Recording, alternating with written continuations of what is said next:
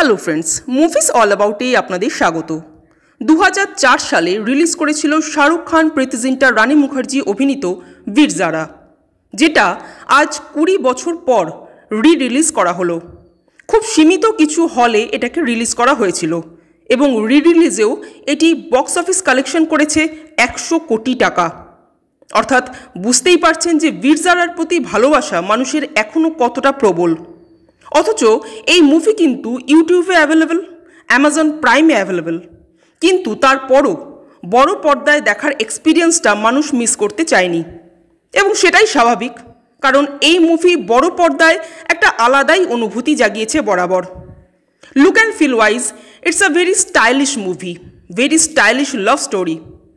সবচেয়ে প্রথমে যদি আসি অ্যাক্টিংয়ের কথায়, তো আমরা সবাই জানি যে শাহরুখ খান রোম্যান্সের কিং, আর এইরকম ধরনের অভিনয়, এইরকম ধরনের রোম্যান্সে শাহরুখ খান একেবারে ফাটিয়ে দেন। কিন্তু আমার পার্সোনালি অমিতাভের রোম্যান্টিক ভার্সনটা দারুণ লেগেছে এই মুভিতে। খুব মিষ্টি অথচ রোম্যান্টিক একটা ক্যারেক্টার প্লে করেছেন অমিতাভ বচ্চন।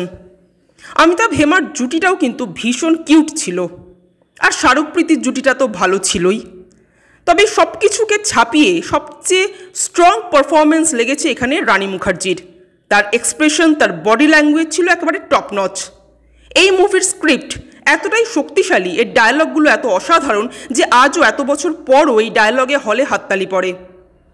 আমি বীর জারা দেখতে গিয়েছিলাম হলে রিলিজের সময়। আমি দেখেছিলাম মানুষ এখনও কতটা উচ্ছ্বসিত শাহরুখ বা অমিতাভের এন্ট্রিতে বা প্রতিটা ডায়লগে। আর এই মুভির সবচেয়ে বড় ইউএসপি কিন্তু এর গান, এর বিজিএম। এই লেভেলের সুর বা এই লেভেলের গান যদি না হতো, আমি জানি না বীর জারা এতটা প্রশংসিত হতো কি না।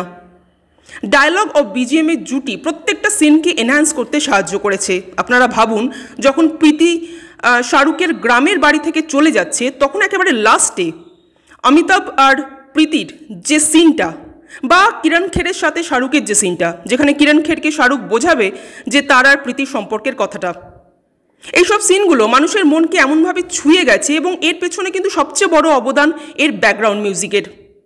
পুরনো গান, পুরনো সুরকারদের সুর যে কতটা রেলেভেন্ট, সেটা বীর জারা প্রমাণ করে দিলেন মদন মোহনজি। এত মেলোডিয়াস সং আর আমরা পাই না, তার কারণ আমাদের আরও একটা মদন মোহনের প্রয়োজন, হেমন্ত মুখার্জির প্রয়োজন, সলিল চৌধুরীর প্রয়োজন নৌশাদ বা অপিনায়ারের, এবং তার সাথে লতা মঙ্গেশকরের কণ্ঠস্বর। হলে বসে এক একটা গান যখন লতাজির ভয়েসে শুনছিলাম, রীতিমতো ঘুসবাম দিচ্ছিল। গান, গল্প, স্ক্রিপ্ট, অভিনয়, পরিচালনা সব মিলিয়ে একটা পারফেক্ট লাভ স্টোরির উদাহরণ বীর জারা, যে ধরনের মুভি আজ আর কেউ বানায় না, ইভেন যশরাজ মুভিজও নয়। তো ওভারঅল এই মুভিটা তো আমি যতবার দেখি ততবারই দারুণ লাগে। আপনাদের কি বক্তব্য এই মুভিটা নিয়ে কমেন্ট করে জানাবেন। আর আমাদের ভিডিও ভালো লেগে থাকলে প্লিজ লাইক, শেয়ার ও সাবস্ক্রাইব করতে ভুলবেন না। Thank you.